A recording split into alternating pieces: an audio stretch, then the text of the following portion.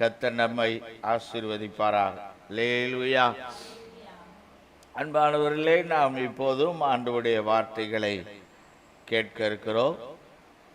Price god. Hallelujah. ஸ்தோத்திரம். வாசிக்கலாம். உன்னத பாட்டின் புஸ்தகம் 1ஆம் அதிகாரத்தின் 4வது வசனம். உன்னத பாட்டு 1ஆம் அதிகாரம் 4வது வசனத்தை வாசிக்க கேட்கலாம். என்னை இழுத்துக்கொள்ளும், என்னை இழுத்துக்கொள்ளும், உமக்கு பின்னே ஓடி வருவோம், உமக்கு பின்னே ஓடி வருவோம். ராஜா என்னை தமது அறைகளில் அழைத்து கொண்டு போதும். வந்தார்.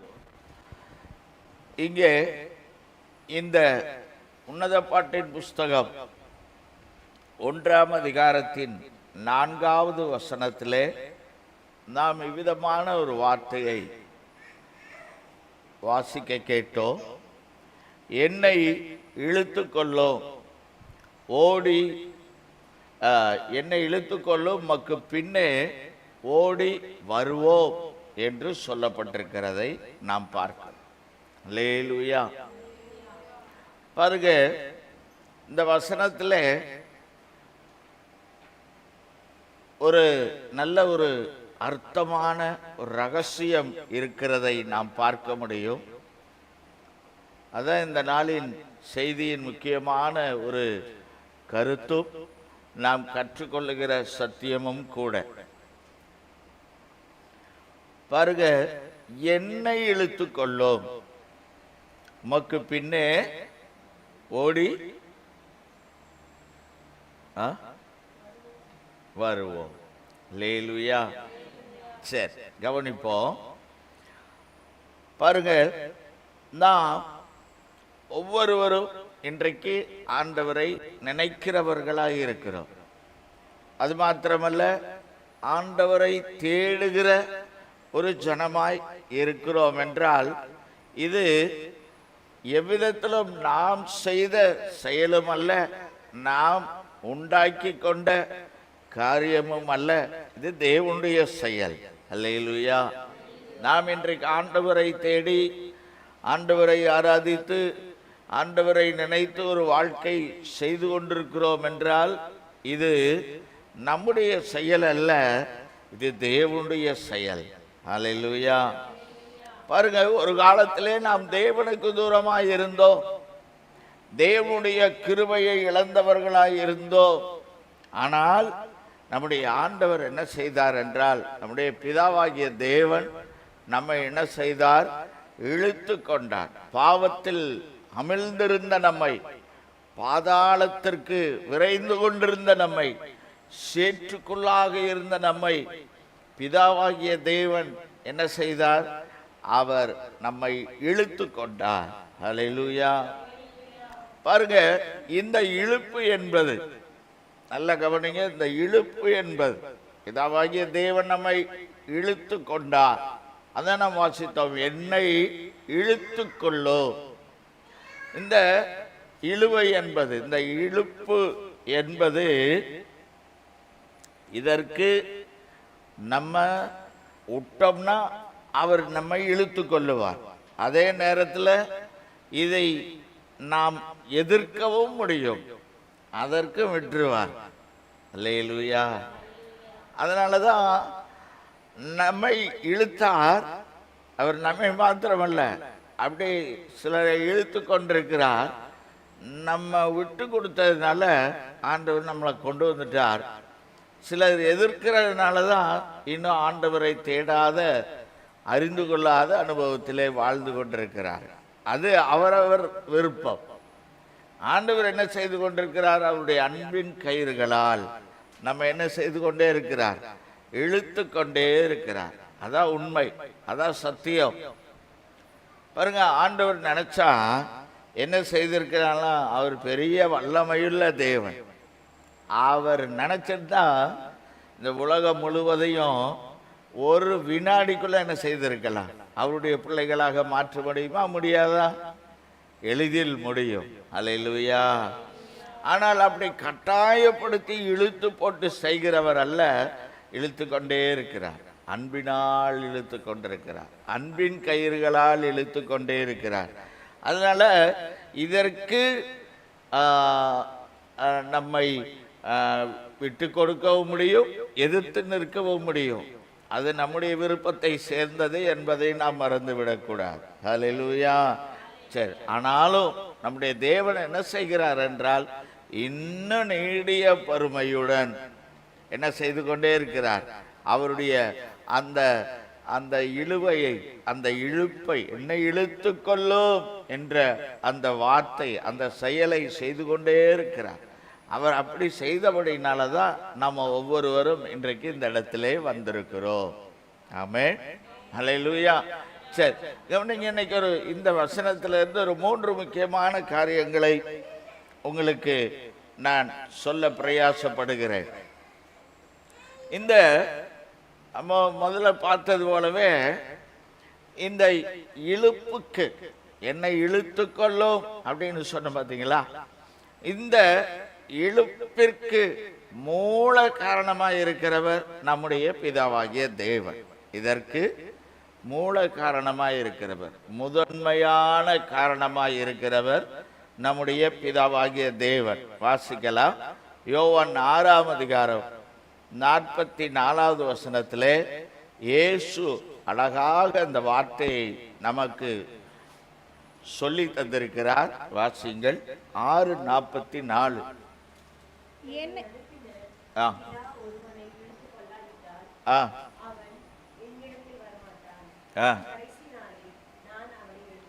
ஆமென். அல்லேலூயா. இங்கே நாம் அழகாய் வாசித்தோம். இயேசு சொல்லுகிறார், என்னை அனுப்பின பிதா ஒருவனை இழுத்து கொள்ளாவிட்டால் அவன் என்ன செய்ய மாட்டான், என்னிடத்தில் வரமாட்டான் என்று சொல்லப்பட்டிருக்கிறது. இயேசு சொல்றாரு, பிதா ஒருவனை இழுத்து கொள்ளாவிட்டால். அப்ப இந்த இழுப்பு என்பது, அதான் இழுத்து கொள்ளுவதற்கு நம்முடைய பிதாவானவர் ஒரு மூல காரணராய் இருக்கிறார். மூல காரணர்னா அவர்தான் முதன்மை, மெயின், அவர்தான் முக்கியமானவர். அவர்தான் அதற்கு முதல் காரணமானவரே. யாருதான்? பிதாவாகிய தேவன். ஹல்லேலூயா. பாருங்க, இயேசு யூதர்கள் மத்தியிலே வாழ்ந்து கொண்டிருந்தார். அந்த ஆண்டவராகிய இயேசுவின் வாழ்க்கையை நன்கு கவனித்தார்கள் ஜனங்கள். இன்னும் அந்த ஆண்டவராகிய இயேசுவின் உபதேசத்தை நன்கு கேட்டார்கள் ஜனங்கள். ஆனால் நம்ம அங்க வாசிக்க முடியும், அவருடைய வாழ்க்கையே பார்த்தாங்க. இப்படிதானே? இயேசுவின் வாழ்க்கையே அன்றைக்கு யூதர்கள் அனைவரும் பார்த்தார்கள். இயேசுவின் உபதேசத்தை கேட்டார்கள். ஆனா எல்லாரும் வந்துட்டாங்களா? அன்னைக்கு இருந்த எல்லா ஜனங்களும் ஆண்டவரை ஏற்றுக்கொண்டாங்களா? அன்னைக்கு என்ன நடந்தது நமக்கு எல்லாருக்கும் தெரியும். வசனத்துல நமக்கு சொல்லி தரப்பட்டிருக்கிறது. சிலர் ஏற்றுக்கொண்டார்கள், சிலர் என்ன செய்யல, ஏற்றுக்கொள்ளவில்லை. அல்லேலூயா. அதனாலதான் பாருங்க, ஆண்டவர் பாருங்க, அவர் அங்கேயே ஜீவித்து காண்பிக்கிறார், உபதேசம் சொல்லுகிறார். ஆனா என்ன செய்யல, எல்லாரும் ஏற்றுக்கொள்ளல. பாருங்க, இவருக்காக 12 பேரை வச்சிருந்தார். அதுலயும் ஒருத்தர் என்ன செய்துட்டான், போய் விடுகிறதை பார்க்கிறோம். அல்லேலூயா. பாருங்க, அதனாலதான் இயேசு சொல்றாரு, அதே அதிகாரம் 65வது வசனத்துல அந்த பிதாவின் கிருபை, அருளை குறித்து சொல்லப்பட்டிருக்கிறது. வாசிக்கலாம். ஒருவன் என் பிதாவின் அருளை பெறாவிட்டால் என்னிடத்திற்கு வரமாட்டான் என்று இது நிமித்தமே உங்களுக்கு சொன்னேன் என்றார். அல்லேலூயா. இயேசு பார்க்கிறார். இதெல்லாம் பார்த்து அறிந்துதான் இந்த வார்த்தைகளை சொல்லுகிறார். நான் இங்கே வாழ்ந்து காட்டுகிறேன், ஜனங்களுக்கு மாதிரியாக வாழ்ந்து காட்டி ஜனங்களுக்கு அதை போதனையாக கொடுக்கிறேன். ஆனால் அவர்கள் என்ன செய்யவில்லை, நம்ம கிட்ட வரலையே, ஏற்றுக்கொள்ளவில்லையே. அதனால சொன்னாரு, பிதா ஒருவனை இழுக்காவிட்டால் அவன் என்ன செய்ய முடியாது, என்கிட்ட வர முடியாது.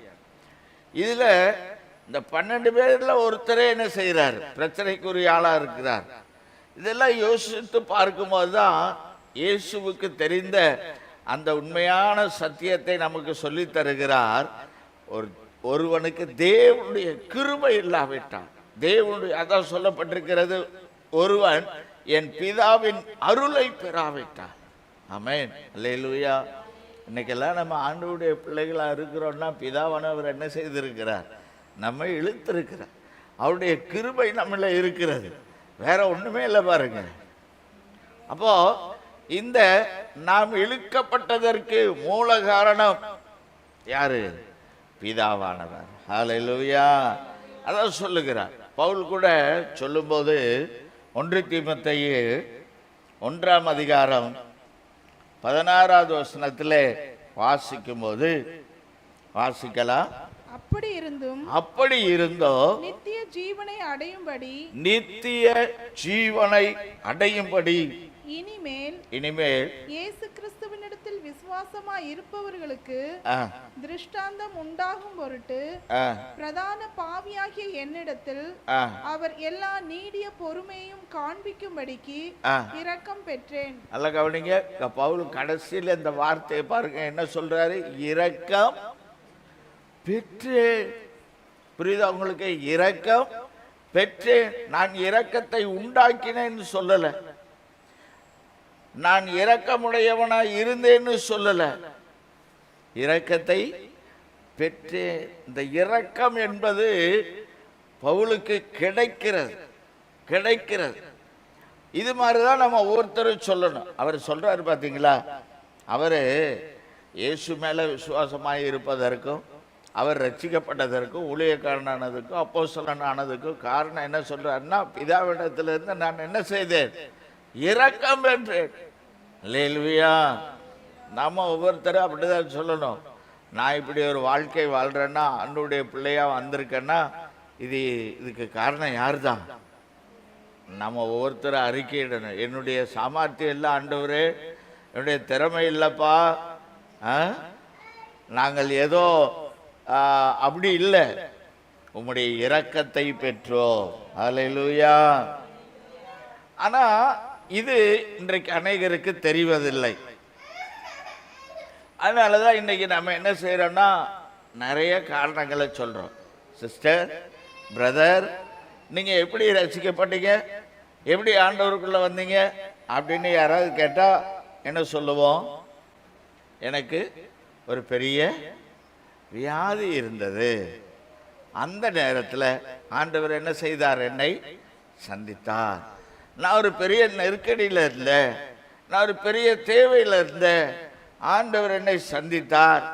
இன்னும் சிலர் சொல்லுவாங்க, நான் இந்த மாதிரி ஒரு கூட்டத்திற்கு போனேன், அங்கே ஒரு நல்ல ஒரு பிரசங்கம் கேட்டேன், ஆண்டவர் என்னை ரட்சித்தார். எல்லாம் ஒரு வழியில் சரிதான், ஆனால் அது இல்லை, பிதாவாகிய தேவன் நம்ம இழுத்து கொண்டார். அல்லேலூயா. அதெல்லாம் சரிதான், அதெல்லாம் ஒரு ரூட்டு தான். ஆண்டவர் நம்மை இழுத்து கொள்ளுவதற்கு வைத்திருந்த ஒரு கயிறு தான் அது. ஒரு வியாதி நிமித்தமாய் அவரிடத்தில் இழுத்து கொண்டார், ஒரு தேவை நிமித்தமாய் அவரிடத்தில் இழுத்து கொண்டார், ஒரு பிரசங்கத்தின் மூலமாய் அவரிடத்தில் என்ன செய்து கொண்டார்? இழுத்து கொண்டார். இது ஆண்டவர் பயன்படுத்தின ஒரு கயிறு தானே ஒழிய இழுத்து கொண்டவர் யார் தான்? நம்முடைய வியாதி இல்லை, நாம கேட்ட பிரசங்கம் அல்ல, நம்ம ஒரு தேவைக்குள்ளாக இருந்தோம். சிலெல்லாம் சொல்லுவாங்க, நான் தற்கொலை பண்ண போய் கொண்டிருந்தேன், ஆனால் ஆண்டவர் என்னை சந்தித்தார், ரசிக்கப்பட்டேன். நல்லதுதான், வழி கரெக்டு தான், இல்லைன்னு நான் சொல்லலை. அதுவல்ல காரணம், பிதாவானவர் வைத்திருந்தார். ஹல்லேலூயா. அப்ப பாருங்க, இதுதான் சரியான ஒரு காரணம், மூல காரணர் அங்கே பிதாவானவர். அதனாலதான் அந்த யோவான் 6:44 நாம் வாசித்த வசனத்தை மீண்டும் உங்களுக்கு நினைவுபடுத்துகிறேன். இயேசு சொல்றாரு, என்னை அனுப்பின பிதா ஒருவனை இழுத்து கொள்ளாவிட்டால். அப்ப பிதாவானவர் நம்மை இழுக்கிறார். இதை நம்ம ஒவ்வொரு நாளும் யோசித்து, ஏன்னா இது எல்லாருக்கும் தரப்படலை பாருங்க. சிலராகியவர்களுக்கு தரப்பட்டிருக்கிறது. அல்லேலூயா. அந்த ரட்சிப்பின் சந்தோஷம் இன்னைக்கு எல்லாருக்கும் பூமியில் எத்தனை கோடி ஜனங்கள் இருக்கிறாங்க? நம்முடைய தேசத்தில் எவ்வளோ கோடி மக்கள் இருக்கிறார்கள்? எல்லாருக்கும் தரப்படலை. ஆண்டவர் நமக்கு தந்து, அவருடைய அருளை தந்து, அவருடைய கிருபையை தந்து, பவுல் சொல்லுவது போல அவருடைய இரக்கத்தை தந்து நம்ம என்ன செய்திருக்கிறார்? இழுத்து கொண்டார். அல்லேலூயா. இப்போ கவனிங்க. அதனால நம்ம இன்னும் ஒரு காரியம் கூட நம்ம தைரியமா அறிக்கையிடலாம். என்னன்னா, யோவான் 18:9 இயேசு சொல்றாரு, நீர் எனக்கு தந்தவர்களில் ஒருவனையும் நான் இழந்து போகவில்லை. யோவான் 18:9 இந்த வார்த்தை இருக்கிறது. நீர் எனக்கு தந்த, யார் தந்தாங்களா? பிதாவானவர் தந்தவர்களில் ஒருவனையும் இழந்து போகவில்லை. அப்போ நமக்கு ஒரு கான்ஃபிடென்ட் வரணும். ரட்சிக்கப்பட்ட தேவ ஜனத்திற்கு ஒரு நம்பிக்கை வரணும், ஒரு தைரியம் வரணும். என்னன்னா, நான் பிதாவினால் இழுக்கப்பட்டு இருப்பேனால் அவர் ஒருபோதும் என்னை கைவிடுவதில்லை. அல்லேலூயா. ஒரு நாள் நம்ம பின்னாடி போறது இல்லை. ஒரு நாள் நம்ம ஆண்டவரை விட்டு கேப் வராது.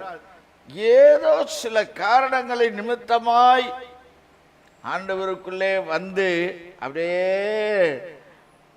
சிலம்பா இருக்க கல்யாணத்துக்காக வருவாங்க, சிலம்பா இருக்க கல்லறைக்காக வருவாங்க. இப்படிப்பட்டவங்கள்லாம் அந்த தேவை நிறைவடைந்த உடனே என்ன செஞ்சிருவாங்க? போயிடுவாங்க. அப்படி இல்லை. பிதாவினால் இழுக்கப்பட்டவர்கள் ஒருபோதும் அந்த வாழ்வில் இருந்து என்ன செய்வதில்லை? கைவிடப்படுவதே இல்லை. அல்லேலூயா. அதான் மாதிரி முக்கியமான காரியம். சிலெல்லாம் நம்ம கேட்டிருக்கிறோம். நாங்கள்லாம் கொஞ்ச நாளைக்கு முன்னாடி ப்ரேயருக்கெல்லாம் போயிட்டு தான் இருந்தோம், ஜெபத்துக்கெல்லாம் போயிட்டு இருந்தோம். இப்போ என்ன செஞ்சுட்டு இருக்கீங்க? முதல்ல போயிட்டு இருந்தோம் அப்படின்னு சொல்லும் போதே தெரிஞ்சு போச்சு, இப்போ என்ன இல்லை, ஒன்றும் இல்லை. அப்போது இது எங்கேயோ ஒரு தவறு நடந்திருக்கிறது. அதுக்கு ஆண்டவரை சொல்ல முடியாது. எங்கேயோ ஒரு உணர்ச்சி வசப்பட்டு ஏதோ நடந்திருக்கிறது. கொஞ்சம் காலம் போயிருக்கிறார்கள். தேவனுடைய அருள் இல்லாதபடியினாலே, தேவனுடைய அந்த அன்பின் கயிறின் இழுப்பு இல்லாதபடியினாலே அவர்கள் இன்றைக்கு கைவிடப்பட்ட நிலையிலே, பின்வாங்கின நிலையிலே இருக்கிறார்கள். கர்த்தர் ஒருவனை இழுத்திருந்தால், கர்த்தரால் ஒருவர் இரக்கம் பெற்றிருந்தால், அந்த தேவனின் அருளை நாம் பெற்றிருந்தோமானால் நிச்சயமாக அவர் ஒரு நாள் என்ன செய்ய மாட்டார்? நம்மை கைவிட மாட்டார். நம்ம வேணா பார்ப்போம், நம்முடைய வாழ்க்கையில் அனுபவிக்க முடியும். சில காலம் சில சோர்வுகள் வரும், சில பலவீனங்கள் நிமித்தமாய், சில காரியங்கள் நிமித்தமாய் அதெல்லாம் வரும்போது நம்ம லைட்டாக பின்தங்கும் போது ஆண்டவர் என்ன செய்வார்? அந்த சமயம் பார்த்து நம்மை மீண்டும் இழுப்பார். அவருடைய வார்த்தைகளை தந்து, அவருடைய அன்பின் கயிறுகளை போட்டு நம்மை இழுக்கிற ஆண்டவராக இருக்கிறார். அல்லேலூயா. சரி, அப்போ நான் முதல்ல சொல்ல வர்றது என்னன்னா, இழுப்புக்கு நம்ம இழுத்து கொள்ள மூல காரணமாய் இருக்கிறவர் நம்முடைய பிதாவாகிய தேவன். அல்லேலூயா. எல்லாரும் சேர்ந்து சொல்லலாமா? என்னை இழுத்து கொள்ளோ ஓடி வந்திடுவே, என்னை இழுத்து கொள்ளோ ஓடி வந்திடுவே, அறைக்குள் அழைத்து செல்லோ அன்பில் களி கூறுவேன். சேர்ந்து அறைக்குள் அழைத்து செல்லோ அன்பில் களி கூறுவேன். அல்லேலூயா. சரி, நம்மை இழுத்ததற்கு மூல காரணமானவர் நம்முடைய பிதாவாகிய தேவன். இரண்டாவது, நம்மை இழுத்து கொள்ளுவதற்கு உபகாரணமாய் இருக்கிறவர். மூல காரணர்னா அவர் தான் முதல்வர், முதன்மையானவர். இரண்டாவதாக உபகாரணமாய் இருக்கிறவர். மூல காரணம் உங்களுக்கு புரிஞ்சது இல்லையா? பிரசிடென்ட், வைஸ் பிரசிடென்ட் அப்படி சொல்லுவாங்க இல்லையா, உபத்தலைவர், தலைவர், உபத்தலைவர். அது மாதிரி மூலக்காரணர் பிதா, உபகாரணர் ஆண்டவராகிய இயேசு. ஹல்லேலூயா. பாருங்க, ஒரு வசனத்தை கூட நம்ம அதற்காக வாசித்து விடலாம். யோவான் 12ஆம் அதிகாரம் 32வது வசனத்தை நாம் வாசிக்கலாம். யோவான் 12ஆம் அதிகாரம் 32வது வசனம். நான் பூமியிலிருந்து உயர்த்தப்பட்டிருக்கும் போது, நான் பூமியிலிருந்து உயர்த்தப்பட்டிருக்கும் போது, இயேசு சொல்றார் பாருங்க, நான் பூமியிலிருந்து உயர்த்தப்பட்டிருக்கும் போது எல்லாரையும் என்னிடத்தில் இழுத்துக் கொள்ளுவேன் என்றார். எல்லாரையும் என்னிடத்தில் இழுத்துக் கொள்ளுவேன் என்றார். ஹல்லேலூயா. இயேசு சொல்றார், நான் பூமியிலிருந்து உயர்த்தப்பட்டிருக்கும் போது. இங்க எதை குறிப்பிட்டு சொல்றாருன்னா, அவரு சிலுவையிலே செய்ய போகிற தியாகத்தை குறித்து சொல்லப்பட்டிருக்கிறார். நாம் பூமியிலே உயர்த்தப்பட்டிருக்கும் போது எல்லாரையும் என்னிடத்தில் இழுத்துக் கொள்ளுவேன். இந்த இயேசுதான் சொன்னார், பிதா ஒருவனை இழுத்து கொள்ளாவிட்டால் ஒருவனும் என்னிடத்தில் என்ன செய்ய முடியாது, வர முடியாது. அவர் மூலக்காரணர், அதற்கு அடுத்தபடியாக உபகாரணராய் இருக்கிறவர் இயேசு. அவர் என்ன செய்கிறார் என்றால், அவர் சிலுவையிலே ரத்தம் சிந்தும் போது, உயர்த்தப்பட்டிருக்கும் போது நாம் ஒவ்வொருவரையும் இழுத்து கொள்ளுகிறார். ஹல்லேலூயா. சரி, அப்போ இந்த மூலக்காரணராகிய பிதா நம்மை இழுக்கிறவராய் இருந்தாலும் அவர் யார் மூலமா அதை செய்கிறார்னா, இயேசு கிறிஸ்து மூலமா தான் செய்கிறார். இயேசு கிறிஸ்து மூலமாகத்தான் செய்கிறதை பார்க்கிறோம். நல்லா கவனிங்க, சீனாய் மலையில பிதாவாகிய தேவன் பேசினாரா இல்லையா? ஜனங்கள்ல என்ன செய்தாங்க? ஆர்வமா போய் கேட்டாங்க, அப்படிதானே? என்ன செய்தார்கள்? என்ன செய்தாங்க? பயந்தாங்க. பயந்துட்டு என்ன சொன்னாங்க? மோசையை பார்த்து என்ன சொன்னாங்க? எப்பா மோசே ஐயா, எங்களுக்கு அவர் சத்தத்தை கேட்கறதுக்கு பயமா இருக்கு, எங்கனால முடியாது, அதனால நீங்களே என்ன செய்யுங்க, போய் கேட்டு சொல்லுங்க. அப்ப பாருங்க, சீனாய் மலையின் சத்தம், சீனாய் மலையிலே தேவன் வெளிப்பட்டது. அது அநேகரை பயப்படுத்தியது. ஏன்னா பிதானா அப்படிதான், தேவன் தான் அப்படிதான். அவருடைய அந்த ரியாலிட்டியை காட்டினாரு, எல்லாரும் பயந்துட்டாங்க.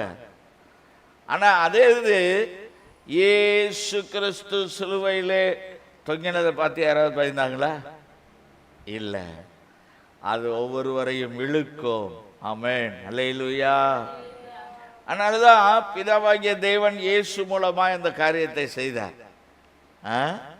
அன்னைக்கு மோசையை பயன்படுத்தினார். அந்த ஜனங்களே சொல்லிட்டாங்க, நீங்களே கேட்டு வாங்க ஐயா, நாங்க கேட்டுக்கிறோம், எங்களால முடியாதுன்ட்டாங்க. அதனாலதான் அந்த அந்த பாருங்க, மோசையை பயன்படுத்தினார், அப்படி தீர்க்கதரிசிகளை பயன்படுத்தினார், அப்படி வரிசையா வந்துகிட்டே இருந்தது. கடைசியில் என்ன செய்தார்? இயேசுவை எடுத்து பயன்படுத்தி இன்று வரை நடத்தி கொண்டிருக்கிறார். ஹல்லேலூயா. அப்போ நேரடியாக நம்ம அந்த பிதாவினால் இழுத்து கொள்ளப்படுவது என்பது அது ஒரு தாங்க முடியாத ஒரு விஷயமா இருக்கும். அதனால உபகாரணமாய் இருக்கிறவர், உதவிகரமாய் பிதாவாகிய தேவன் பயன்படுத்துகிற ஒரு காரணர் யாருன்னா ஆண்டவராகிய இயேசு. அது எப்படி வருதுன்னா, இயேசு மூலமாய் எல்லா விஷயத்திலும் இல்லை, குறிப்பாக சிலுவையின் அனுபவத்தின் மூலமாய். அல்லேலூயா. பாருங்க, அந்த சிலுவையின் அனுபவம் ஒவ்வொரு ஒரு பாவியை உருக்கக்கூடிய, அவனை உடைக்கக்கூடிய ஒரு இயேசுவின் வாழ்க்கையிலே ஒரு சம்பவம் இருக்குமானால் அது சிலுவையிலே அறையப்பட்ட சம்பவம் தான். ஆமென், அல்லேலூயா. ஒவ்வொருத்தரும் மறந்துருப்பாங்க. சிலுவையின் சத்தியத்தை சொல்லும்போது, சிலுவையின் காட்சியை நீங்க அப்படியே விவரித்து ஜனங்கள் மத்தியில் பேசுனீங்கன்னா ஜனங்களுக்குள்ள என்ன வரும்? அந்த உருக்கம் நிச்சயமாய் வரும். ஆமென், அல்லேலூயா.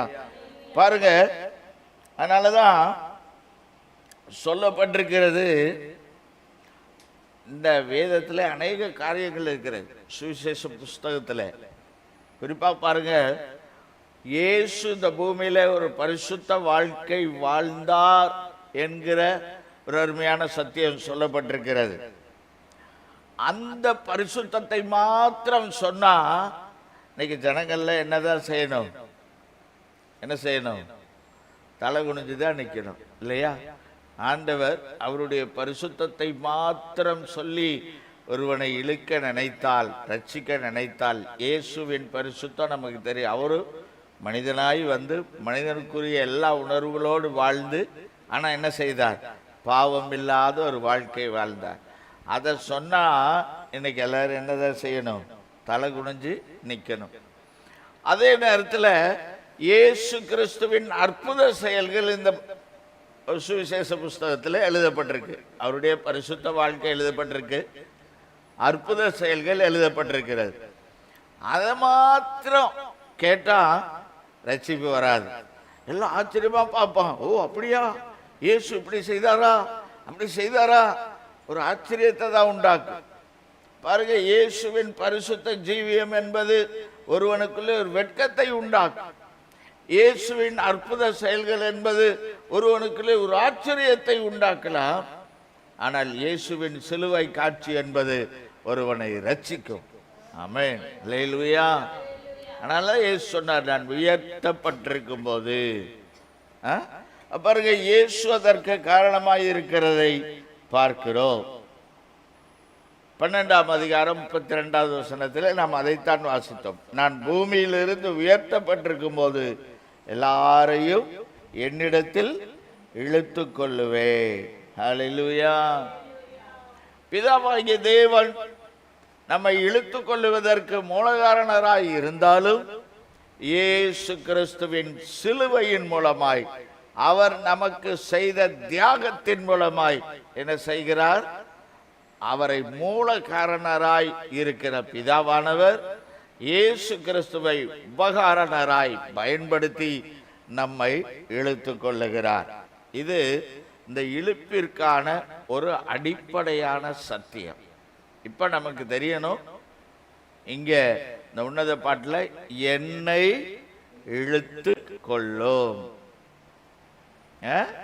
என்னை இழுத்து கொள்ளும். இழுத்து கொள்ளுகிறவர் பிதாவானவர். அவர் யார் மூலமாய்? இயேசு மூலமாய் இழுத்து கொள்ளுகிறார். இரண்டாவது பகுதிக்கு வரலாம், ஓடி வருவோம். அப்ப இழுத்து கொள்ளுவது என்பது ஒரு செயல், ஓடி வருவோம் என்பது அந்த செயலுக்கான ஒரு பலன். அப்படித்தானே? நம்ம எந்த ஒரு செயல் செய்தாலும் அதற்கு ஒரு என்ன இருக்கிறது? செயலுக்கான வினை, அந்த பலன். அப்ப செயல் என்பது இழுத்து கொள்ளுவது. அந்த செயலுக்கு மூல காரணர் பிதா, அதற்கு உபகாரணர் இயேசு. அந்த செயலுக்கு உள்ள ஒரு ஆற்றல், ஒரு பலன் என்ன அப்படின்னு சொல்லி நம்ம பார்த்தோம்னா, இப்போ பாருங்க, கவனிங்க, நம்ம ஒரு வேலை செய்யறோம்.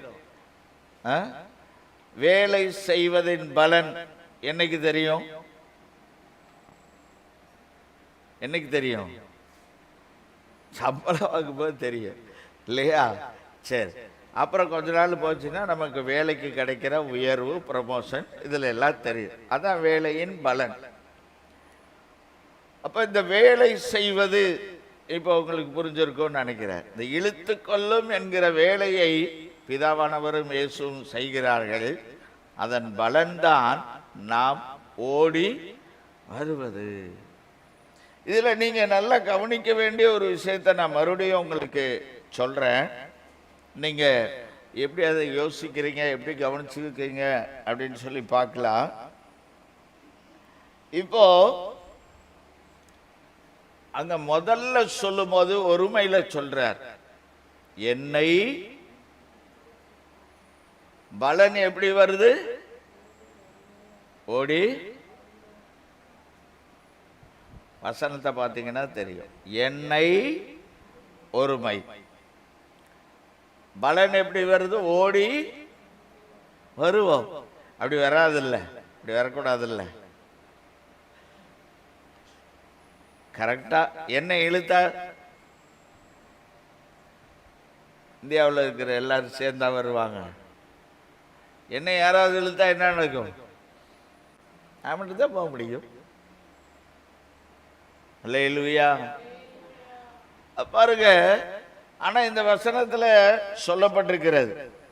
அதனால ஏதோ டிரான்ஸ்லேஷன் மிஸ்டேக்கு இல்லை எழுத்து மிஸ்டேக்கு அப்படியெல்லாம் கிடையாது. இதுதான் தேவனுடைய ஒழுங்கு. ஆமென். அல்லேலூயா.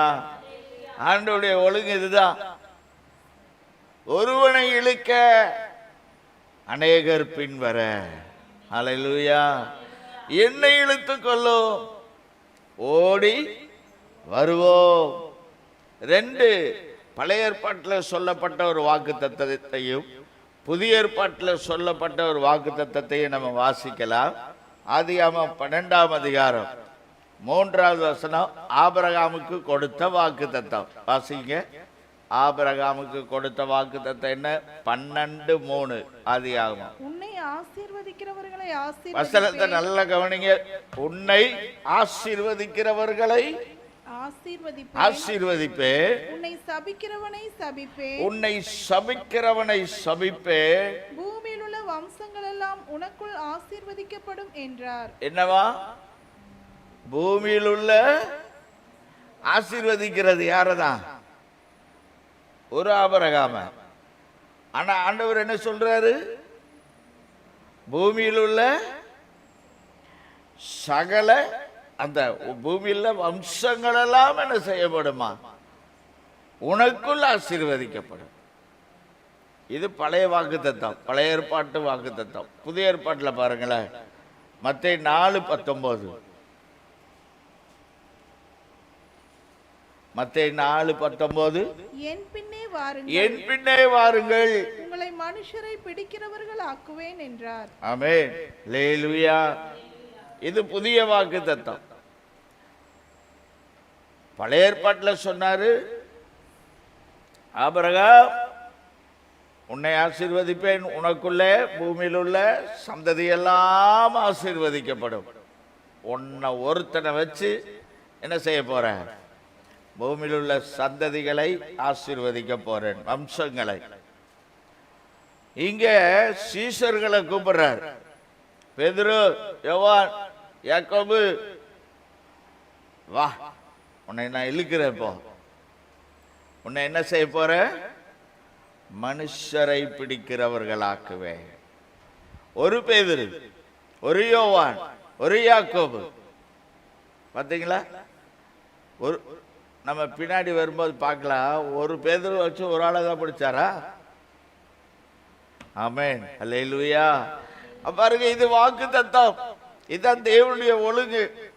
ஒருவனை அவர் இழுத்தால் அநேகர் அவன் பின் செல்லுவார்கள். அல்லேலூயா. அதான் இந்த பலன் என்பது. என்னை இழுத்துக் கொள்ளும், ஓடி வருவோம் என்று சொல்லப்பட்டிருக்கிறதை பார்க்கிறோம். பாருங்க, ஒரு பவுலை ஆண்டவர் என்ன செய்தார்? இழுத்தார். அநேகர் இன்றைக்கு இயேசு வண்டையிலே வருவதற்கு இன்றும் அவர் காரணமாய் இருக்கிறார். ஒரு பேதுருவை இழுத்தார். முதல் பிரசங்கத்திலேயே எத்தனை பேரு? 3000 பேர் வந்துட்டாங்க. ஆமென். அல்லேலூயா. இப்படி நிறைய சொல்லிட்டே இருக்கலாம். ஒருவனை இழுத்தார், என்ன செய்தார்கள்? அதனுடைய பலன் அநேகரை கொண்டு வந்ததை நாம் பார்க்கிறோம். அதனால ஆண்டவர் நம்மை இழுப்பது என்பது இது நமக்கென்று வாழ்வதற்கல்ல, அநேகர் வாழ்விற்காக செய்கிறார். நம்ம எல்லாரும் 2வது இதை நம்ம மனசுல வைக்கணும். முதல்ல என்னை இழுத்து கொண்டவர், என்னை ரட்சித்தவர் பிதாவாகிய தேவன், இயேசு மூலமாய் எதை செய்திருக்கிறார் அப்படிங்கிற ஒரு தெளிவான சிந்தை நமக்கு வேணும். 2வது, நான் இழுக்கப்பட்டது என்பது நான் மட்டுமா என்பதற்கு அல்ல, எனக்களவா அந்த விதவையும் விதவையோட மகனையும் வச்சு அந்த அம்மா சொன்னாங்க இல்லையா, எனக்கும் என் மகனுக்கும் என்னது 2 அப்பா சுட்டு 2 விறகு புறக்கி எல்லாம் 2 தான் அந்த அம்மாவுக்கு. அதை விட்டா வேற ஒன்றும் தெரியாது. நானும் என் மகனும். அதுக்கு இல்லை. நம்முடைய ரட்சிப்பு என்பது, நம்முடைய மீட்பு என்பது அதற்கு இல்லை, மற்றவர்கள் பிழைப்பதற்காக. ஹல்லேலூயா. அப்ப பாருங்க, ஒவ்வொருவரும் நம்மிலே இருக்கிற நாம் ஒவ்வொருவரும் நம்முடைய ஒரு தனிப்பட்ட வாழ்விற்காக ஆண்டவர் நம்ம மட்டுமாக நம்ம அளவுக்கு வாழ்வதற்காக நாம் இழுக்கப்படவில்லை. அநேகர் நம்மை பின்பற்றி வர. ஹல்லேலூயா. அது தேவனுடைய ஒரு ஒழுங்காக இருக்கிறதை நாம் பார்க்கிறோம். பாருங்க, ஒன்று, நம்முடைய வாழ்க்கை என்பது, இந்த பூமியின் வாழ்க்கை என்பது நமக்கு மட்டும் இல்லை, அநேகருக்கு அது நன்மையை தரும். ஒன்று. இன்னொன்று, அது நமக்கு மட்டுமில்லை, தீமையா இருந்தா அது அநேகருக்கும் என்ன செய்யும்? தீமையை ஏற்படுத்தும். நீங்க பிராக்டிக்கலா பார்த்தீங்கனாலே தெரியும். நீங்க நல்லவர்களாக இருந்தால் உங்களால் அநேகர் நன்மையை பெற முடியும். நீங்க தீயவர்களாக இருந்தால் உங்க மட்டுக்கு இருக்க முடியாது, அது அநேகருக்கு என்ன செய்யும்? தீமையை உண்டாக்கும். ஆமென். அல்லேலூயா. இதான் பாருங்க, நிச்சயமாகவே நாம் பிதாவினால் இழுக்கப்பட்டால் அநேகர் பிதாவினிடத்திலே சேர்க்கப்படுவார்கள். அப்படி இல்லாத பட்சத்திலே அநேகர் பிதாவினிடத்திலிருந்து சிதறடிக்கப்படுவார்கள். இந்த ரெண்டுல ஏதாவது ஒன்று நடக்கும். நாம் ஒருவரை கொண்டு இந்த ரெண்டுல ஒன்று நடக்கும். என்னது? அநேகர் சேர்க்கப்படுவார்கள், அல்லாவிட்டால் அநேகர் சிதறடிக்கப்படுவார்கள். ஹல்லேலூயா. இப்ப நம்மளை கொண்டு அநேகர் சேர்க்கப்படுறாங்களா, அநேகர் சிதறடிக்கப்படுகிறார்களா அப்படிங்கிறத நம்ம யோசித்து பார்க்கணும். அதுதான் பிதாவானவர் நம்மை சேர்த்து கொண்டார் என்பதற்கான சாட்சி. இப்ப புரிஞ்சா? என் நிமித்தம் அநேகர் ரட்சிக்கப்பட்டிருக்கிறார்கள் என்றால் பிதாவானவர் நம்ம என்ன செய்திருக்கிறார்? இழுத்திருக்கிறார். என் நிமித்தம் அநேகர் இடறி போறாங்க அப்படின்னா அங்கே ஏதோ மிஸ்டேக் இருக்குன்னு அர்த்தம். இந்த ரெண்டுல ஏதாவது ஒன்று நடக்கும். அதுதான் சாட்சி, அதுதான் சாட்சியின் ஜீவியம். ஆமென். அல்லேலூயா. பாருங்க, இன்னைக்கு சிலர் என்ன செய்யறாங்கன்னா, எதுக்குப்பா இந்த வம்பு, அதெல்லாம் அவங்க பார்த்துக்குவாங்க. யாரு? நான் அநேகரை இழுத்து கொள்ளுகிற விஷயத்தெல்லாம் யார் பார்த்துக்குவா? அதுக்கு தான் ஊழியக்காரங்க இருக்காங்களே, அவங்க போய் சுவிசேஷம் சொல்லி அவங்க போய் ஜெபம் பண்ணி என்னமோ அதெல்லாம் அவங்க பார்த்துக்கிட்டோம். நான் ரசிக்கப்பட்டேன்னா கவனிக்கிறீங்களா? நான் ஜெபம் பண்ணேன்னா, நான் கோயிலுக்கு வந்தேன்னா, நான் ஆராதனைக்கு வந்தேன்னா, என் வேலையை பார்த்துட்டு எனக்கு மட்டும் எனக்களவா சில எல்லாம் சொல்லுவாங்கள்ல, நமக்களவா என்ன செய்துக்கலாம். அதான் நான் சொன்னேன்ல, அந்த விதவை அம்மா மாதிரி, எனக்களவா பஞ்சுட்டு எனக்கு என் பிள்ளைக்கு தான் என்ன இருக்கு? மாவு இருக்கு. எனக்கு என் பிள்ளைக்கு தான் எண்ணெய் இருக்கு. எனக்கு என் பிள்ளைக்கு தான் என்ன செய்கிறேன்? விறகு பொறுக்க வந்திருக்கிறேன். இப்படி சிலருடைய வாழ்க்கை இப்படிதான் இருக்கும். எனக்கும் நம்ம அளவுக்கு பரிசுத்தமாக இருந்துக்குவோம். அது போதும். எதுக்கு வம்பு? சும்மா போட்டு அதெல்லாம் அவங்க பார்த்துக்குவாங்க, அதெல்லாம் அந்த பிரதர் பார்த்துக்குவார், அதெல்லாம் அந்த சிஸ்டர் பார்த்துக்குவாங்க, அதெல்லாம் அந்த பாஸ்டர் பார்த்துக்குவாங்க. அப்படி இல்லை. ஆமென். அல்லேலூயா. அப்படி நம்ம அளவுக்கு பக்தியாய் இருப்பதற்கு அல்ல கர்த்தர் நம்மை இழுத்தது. அவனுடைய வாழ்க்கை அநேகரை இழுத்து கொள்ள. அல்லேலூயா. அநேகருக்கு ஆசீர்வாதமாய் இருக்க, அநேகர் பக்தியாய் நம்மை பின்தொடர கர்த்தர் என்ன செய்திருக்கிறார்? நம்மை இழுத்திருக்கிறார். உதாரணமா ஒரு வார்த்தை, லூக்கா 8ஆம் அதிகாரம் 44, 47 நம்ம வாசிக்க முடியும். அந்த வசனத்தை வாசிங்க. 44 வாசிங்க. அவருக்கு பின்னாக வந்து இங்க பாருங்க, இங்க ஒரு அம்மா வர்றாங்க. இயேசுவுக்கு பின்னாக வந்து அவருடைய வஸ்திரத்தின் ஓரத்தை தொட்டாள். அவருடைய வஸ்திரத்தின் ஓரத்தை தொட்டால் உடனே அவளுடைய பெரும்பாடு நின்று போயிற்று. அப்ப அந்த அம்மாவுக்கு ஒரு பெரும்பாடு, ஒரு வியாதி இருந்தது. அந்த வியாதி என்ன செஞ்சிருச்சு? நின்று போயிடுச்சு. அடுத்து 47. அப்பொழுது அந்த ஸ்திரீ தான் மறைந்திருக்கவில்லை என்று கண்டு நடுங்கி வந்து அவர் முன்பாக விழுந்து தான் அவரை தொட்ட காரணத்தையும் உடனே தான் சொஸ்தமானதையும் எல்லா ஜனங்களுக்கு முன்பாக அவருக்கு அறிவித்தாள். அல்லேலூயா. இந்த விஷயம் உங்களுக்கு தெரியும் இல்லையா? 12 வருடம் பெரும்பாடுள்ள ஒரு ஸ்திரீ. அவங்க அந்த கூட்டத்தில் அவங்களுடைய முக்கிய அந்த எண்ணமே என்னன்னா, ஏன்னா அப்படிப்பட்ட ஒரு நோயில் அவங்க இருந்தாங்க. சரி, உண்மைதான், ஓகே, நல்லது, அதெல்லாம் போய் வெளியே சொல்ல முடியாது. அந்த ஒரு பாதிப்பில் இருந்து இயேசுவின் வஸ்திரத்தின் ஓரத்தை தொட்டார்கள். இவங்களோட எண்ணமெல்லாம் அங்கே பாருங்க, அந்த 47 அவங்க அந்த எண்ணம் முழுசா வெளிப்படுது. அவர்கள் மறைந்திருக்கவில்லை என்று கண்டு. அல்லேலூயா. அப்ப இவங்க எண்ணமெல்லாம் என்னன்னா, நம்ம பாட்டுக்கு போகணும், ஒரு கூட்டத்துக்குள்ளே இருப்பாரு, என்ன செய்யணும்? தொட்டோம்னா நமக்கு சுகம் கிடைச்சிடும். கூட்டத்தோட கூட்டமா தொட்டுட்டு என்ன செஞ்சிடலாம்? வீட்டுக்கு. புரியுதா உங்களுக்கு?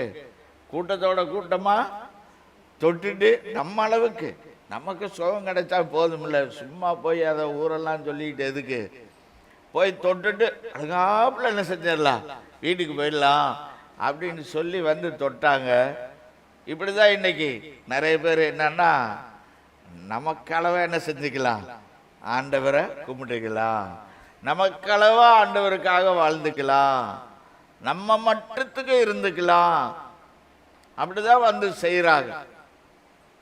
ஆண்டவர் சொன்னாரு, என்னை தொட்டது. இந்த அம்மா சட்டம் இல்லாம வீட்டுக்கு போலான்னு நினைச்சாங்க. நம்ம மட்டும் தொட்டுட்டு சுகத்தை வாங்கியாச்சுப்பா, ஓடிடலான்னு நினைச்சாங்க. பார்த்தாரு ஆண்டவர், அவங்கள வெட்கப்படுத்துறதுக்காக இல்லை ஆண்டவர் செய்த செயல். அதான் பாருங்க, ஒழுங்கு. இழுக்கப்பட்டது ஒருவர் தான், ஆனால் ஓடி வருவது அநேகராய் இருக்க வேண்டுமே. அதனால என்ன செய்தார்னா, அவரு சொல்லிட்டாரு, என்னிடத்திலிருந்து வல்லமை பெறப்பட்டது. யாரோ ஒரு ஆளு என்ன செய்திருக்கிறது, என்னை தொட்டு இருக்கிறா. அல்லேலூயா. பாருங்க, உடனே அங்க அவங்கள காண்பிக்கிறார். அவங்க பாருங்க, அப்படி அவங்க மறைந்து வீட்டுக்கு போயிடலாம் அப்படின்னு நினைக்கும் போது, எனக்களவான பரிசுத்தமா இருந்துக்கலாம், எனக்களவா ஜீவித்து கொள்ளலாம், எனக்களவா ஆண்டவரை பின்பற்றி கொள்ளலாம் என்று சொல்லும்போது, அதை எல்லாருக்கும் தெரியப்படுத்தி அந்த நேரத்தில் அநேகர் ஆண்டவர் மேலே விசுவாசம் வைத்து ஆண்டவரை ஏற்றுக்கொள்வதற்கு அந்த சகோதரி பயன்படுத்தப்பட்டார்கள். ஹல்லேலூயா. அந்த அம்மாவே சொல்லிட்டாங்க, நான் பெற்ற நன்மையை அறிக்கையிட வைக்கிறதை நாம் பார்க்கிறோம். அதை நாங்கள் அங்கே சொல்லப்பட்டிருக்கிறது, தான் அவரை தொட்ட காரணத்தையும் உடனே தான் சொஸ்தமானதையும் எல்லா ஜனங்களுக்கு முன்பாக அவருக்கு அறிவித்தாள். ஹல்லேலூயா.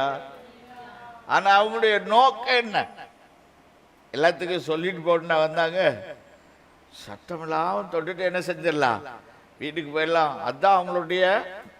இன்னைக்கு நம்மளுடைய ஜீவியம், சிலருடைய ஜீவியம் அப்படிதான் இருக்கு. நம்ம அளவுக்கு என்ன செஞ்சுக்கலாம், வரலாம், ஜெபம் பண்ணலாம், ஆராதிக்கலாம், போய்க்கலான்னு. ஆண்டவர் விட மாட்டாரு. நம்மை கொண்டு அநேகரை கொண்டு வர சித்தமாய்த்திருக்கிறார். ஹல்லேலூயா. அதனாலதான் இங்க சொல்லுகிறதை பார்க்கிறோம். பாருங்க, ஒரு விளக்கு, விளக்கின் சத்திய வேதத்தில் சொல்லப்பட்டிருக்கிறது. விளக்கை கொளுத்தி மூடுனா என்னாகும்? இந்த மரக்கால மூடுறதுங்கிறது தான் நமக்காக, நம்ம அளவுக்கு இருந்துக்கலாம். மூடுனா என்னாகும்? அவ்வளவுதான். அப்ப அது விளக்கின் தண்டின் மேல் வைத்தால் கொளுத்துகிறவனுக்கு மாத்திரமல்ல, அங்க வருகிற அனைவருக்கும் அது பிரயோஜனமாயிருக்கும். அப்ப இந்த மரக்கால்ல மூடி வச்சுக்கிட்டா அப்புறம் விளக்கு என்ன செய்யாது? எரியாது. அல்லேலூயா. இப்படி நிறைய சத்தியங்கள் வேதத்திலே நமக்கு சொல்லி தரப்பட்டிருக்கிறது. அப்படிதானே? நீர் பாய்ச்சுகிறவனுக்கு நீர் பாய்ச்சும். இப்போ இப்படி எல்லா நீதிமொழிகள்ல வசனங்களை நாம் வாசிக்க முடியும். உள்ளவனுக்கு கொடுக்கப்படும். இதெல்லாம் இந்த சத்தியம் பாருங்க, இதனுடைய இதை சார்ந்த வசனங்கள். இன்னும் பாருங்க, அப்போ நாம பிறருக்கு ஆசீர்வாதமாயிருக்க, மற்றவர்களுக்கு பிரயோஜனமாயிருக்க நாம் இழுக்கப்படுகிறோம். அல்லேலூயா. அப்போ நாம் நிச்சயமாகவே பிதாவினால் இழுக்கப்பட்டவர்களாய், அந்த பிதாவின் கிருபையை பெற்று ரட்சிக்கப்பட்டவர்களாய் இருப்போமானால் நிச்சயமாக நம்மூலமாய் ஒரு கூட்டம் பரலோக ராஜ்யத்திற்கு வந்து சேரும். ஆமென். அல்லேலூயா. அப்படி இல்லை அப்படின்னா நிச்சயமா ஒரு கூட்டம் எங்க தான் போகும்? நரகத்துக்கு தான் போகும். ஆமாவா இல்லையா? அதனால அதுதான் உண்மை. ஆண்டவர் நம்மை இழுத்திருந்தாரானால் அவர் நம்மை கைவிடுவதில்லை. நிச்சயமாகவே நம்மை கொண்டு ஒரு கூட்டத்தை அவர் இழுத்து கொள்ளுவார். ஹல்லேலூயா. அதான் வாக்குத்தத்தம், அதான் ஆண்டவருடைய ஒழுங்கு, அதான் ஆண்டவருடைய நீதி. நீங்க வேணா பாருங்க, அது நீங்க நினைக்காமலேயே நடக்கும் உங்க வாழ்க்கையில. நீங்க உங்களுக்காக வாழணும்னு நினைச்சாலும் விடமாட்டார் ஆண்டவர். உங்களை கொண்டு சிலரை நிச்சயமாக கொண்டு வருவார். உங்களுக்கு தெரியாது, ஆனா நிச்சயமாய் கொண்டு வருவார். இப்போ நமக்கு ஒரு கேள்வி வரலாம். என்ன கேள்வினா, அந்த சிலுவையில் இருந்த கல்லனை இழுத்தாரே, அவன் அன்னையோட போயிட்டானே, அங்க அவனை வச்சு எத்தனை பேர் இழுக்கப்பட்டார்கள். ஆனா அவனுடைய சத்தியம் இன்றைக்கு பேசப்படுகிறது. அதன் மூலமாய் சிலர் இழுக்கப்படுகிறார்கள். ஹல்லேலூயா. பாருங்க, அதனாலதான் நான் சொன்னேன், சில ஹிடனா, அதாவது நமக்கு தெரியாமலே என்ன செய்யப்பட்டிருக்கோம். நம்ம நினைப்போம் ஏதோ நம்ம போய் நம்ம வாழ்ந்ததுனாலேயோ, நம்ம இழுக்கப்பட்டதுனாலேயோ, நம்ம குடும்பத்தில் இருந்தோ, நமக்கு தெரிந்தவர்களோ நம்ம சர்ச்சுக்கு வந்தாதான் நம்ம மூலமாக இழுக்கப்பட்டவர்கள் நினச்சிட்டு இருப்போம். அப்படி இல்லை. அது மட்டும் இல்லை, அதுவும் இருக்கு. அதுவும் ஒரு பகுதி இருக்கு. நீங்கள் ரட்சிக்கப்பட்டதுனால, நீங்கள் ஆண்டவரை அறிந்து கொண்டதுனால உங்கள் குடும்பம் ரட்சிக்கப்பட்டிருக்கும். உங்களை சேர்ந்தவர்கள், உங்கள் நண்பர்கள், உங்கள் கூட இருக்கிறவங்க, நீங்கள் சுவிசேஷம் சொல்லவர்கள் ரட்சிக்கப்பட்டிருப்பாங்க, ஆலயத்துக்கு வந்திருப்பாங்க. அது ஒரு பகுதி தான். ஆனால் சிலர் நம்ம நினச்சிட்டு இருப்போம், நான் மட்டும்தானே அப்படின்னு நினச்சிட்டு இருப்போம். அப்படி இல்லை. உங்களுக்கு தெரியாமலே உங்கள் மூலமாய் ரட்சிக்கப்பட்டவர்கள், உங்களை இழுத்து கொண்டதின் மூலமாய் அநேகர் கர்த்தரை இழுத்து கொண்டிருக்கிறார் என்பது உங்களுக்கு தெரியாமலே இருக்கும். ஹல்லேலூயா. அதான் இங்கே. அப்ப பாருங்க, இப்போ நமக்கு புரியும்னு நினைக்கிறேன். என்னை இழுத்து கொள்ளும் என்ன செய்வோம்? நாங்கள் ஓடி வருவோம். அல்லேலூயா. கண்களை மூடி ஆண்டவரை பார்த்து சொல்லுவோம்மா, என்னை இழுத்து கொள்ளோ, ஓடி வந்திடுவோ, என்னை இழுத்து கொள்ளோ, ஓடி வந்திடுவோ, அறைக்குள் அழைத்து செல்லோ, அன்பில் களி கூறுவோ, அறைக்குள் அழைத்து செல்லோ, அன்பில் களி சேர்ந்து சொல்லுவோமே. உமக்கே ஸ்தோத்திரம், உமக்கே ஸ்தோத்திரம், உயிருள்ள நாளெல்லாம் உமக்கே ஸ்தோத்திரம், உமக்கே ஸ்தோத்திரம், உமக்கே ஸ்தோத்திரம்,